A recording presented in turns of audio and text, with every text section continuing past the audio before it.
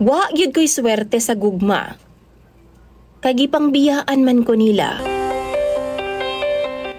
Maayong adlaw kanimo DJ Sam, ingon man sa imuha mga suking tigpaminaw o viewers na pod nimo online. Sa dili ko pasugdan sa pagsaysay ang kasinatian ako sa gugma, tawagan na lang ko sa pangalang Lando. Usa ko ka ahente o salesman sa usa ka pribadong kumpanya dinhi sa Dakbayan sa Cebu.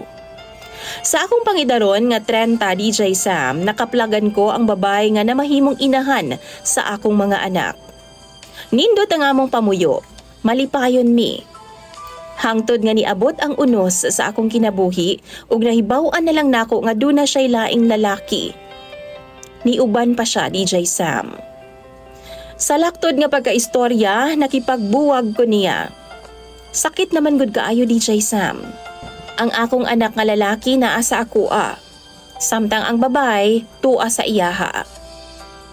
Human sa pipila ka buwan DJ Sam, doon na napod ko'y laing nakaipon nga babay. Naila-ila na ako ni pinaagi sa cellphone o chatmate ming duha. Kada gabi DJ Sam, ga-chat o ga-video call gyud mi. Happy kaayo ko ingon man usab siya.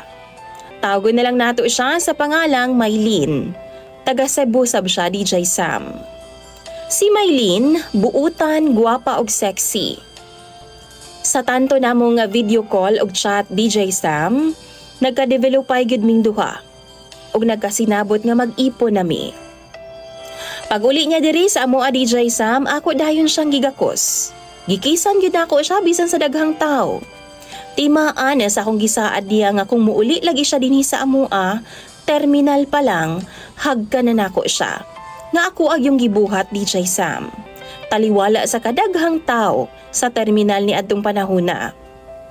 Pag-abot niya sa balay na ako, happy kaayo mi kay Feb 14 kadto DJ Sam. Ako dayon siyang gidala sa trabahoan nako. Ako siyang gi-surprise.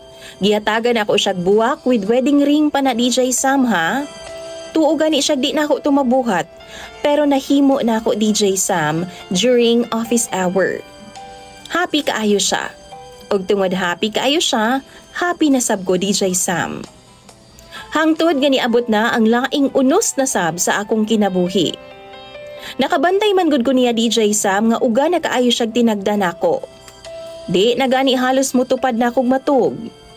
Di na sab siya magpagamit nako.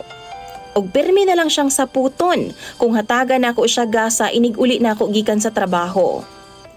Sa tinuod lang DJ Sam, simple lang ko nga pagkalalaki. Dili ko mainom, di pod ko manigarilyo, di pod ko barkadista. Unya, oras sa ting out sa trabaho, muuli kog diretsyo. Then inig time ana ting sweldo, tanan akong kita i-remit gyud nako sa iyaha. Pero ambot, nganong nabuhat niya ang pagpasakit nako DJ Sam. Wa man unta siya katilaw og pagpanapat o kulata gikan sa akoa. Hangtod nga niabot ang time nga iya kong gibiyaan. Nga wa man lang siya'y pananghid nako DJ Sam. Adlaw kadtong Sabado iya kong gibiyaan. Kay ning duty man ko ato nga time.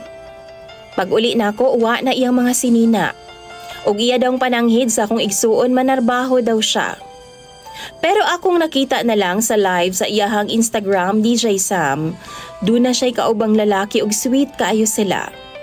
Sakit kaayo sa akong dughan. Di gyud ko makatuo sa akong nakita DJ Sam.